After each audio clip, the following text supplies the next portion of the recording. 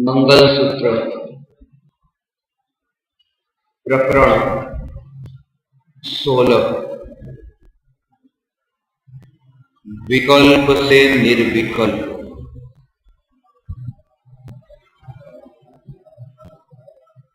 जब आप किसी के बारे में यह कहते हैं कि उसे ऐसा कार्य नहीं करना चाहिए, अरे चलो मान लिया कि उसे ऐसा कार्य नहीं करना चाहिए, परंतु क्या आपको भी यह विकल्प करने योग्य है?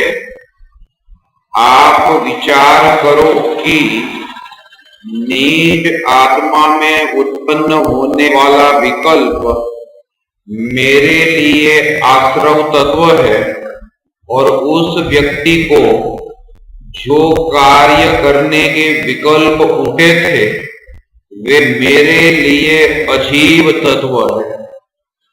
आश्रव तत्व हेय है, जबकि अजीव तत्व मात्र ज्ञेय है।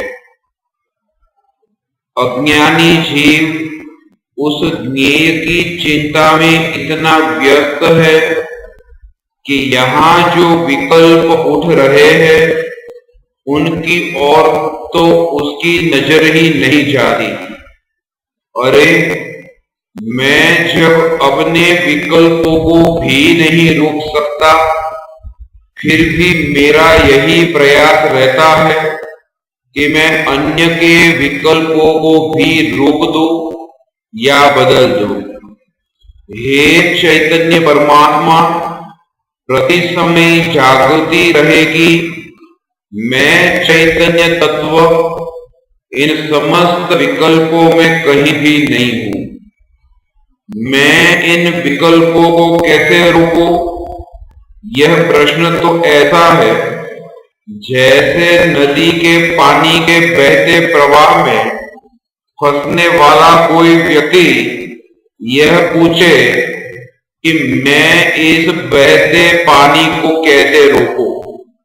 भाई, पानी में बहने वाले व्यक्ति को चाहिए कि वह बहते पानी को रोकने का प्रयास करने की बजाय स्वयं ही पानी में से बाहर निकलकर किनारे पर चला जाए।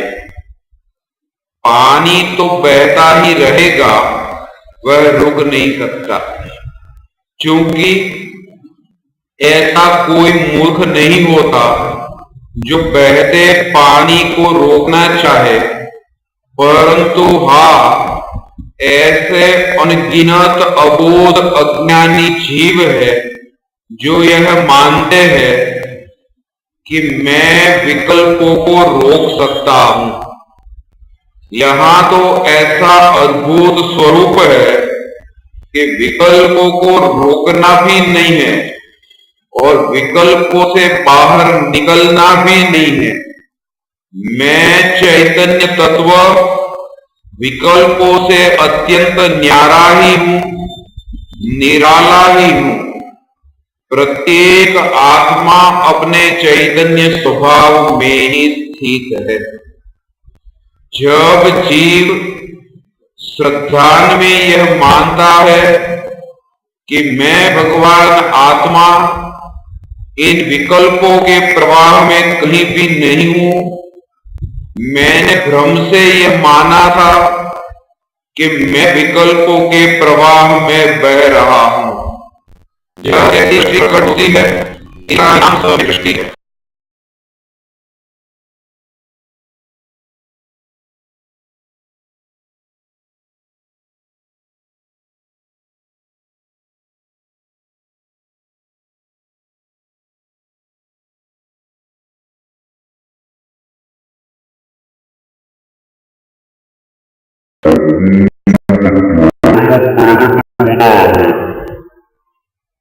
मैं अपने चैतन्य स्वभाव से एक समय के लिए भी बाहर नहीं गया, फिर भी भ्रमणा से यह माना कि मुझे विकल्प उत्पन्न हो गए हैं, बताइए मैं क्या करूं।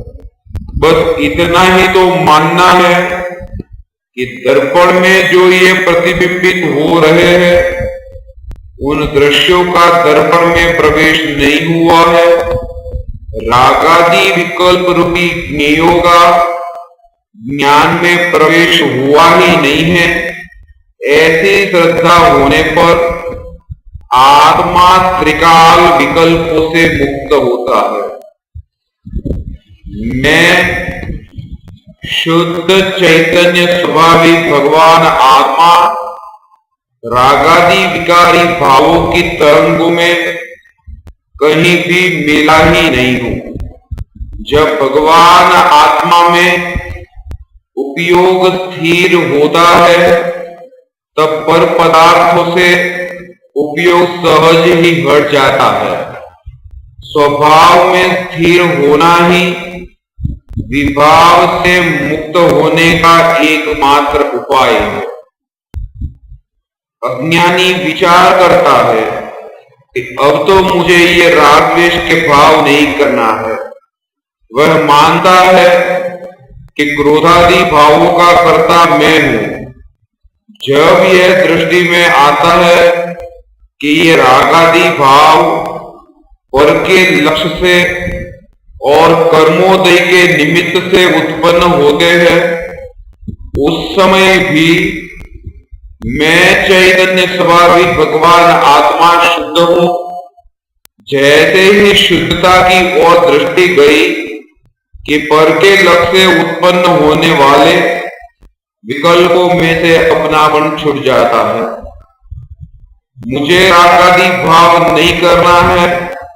ऐसे विकल्पों से रागादि भाव दूर नहीं होते, परंतु चैतन्य तत्व की अनुभूति से रागादि भाव दूर होते हैं। पर्याय की अशुद्धता के काल में भी द्रव्य स्वभाव की शुद्धता की जागृति बनी रहे।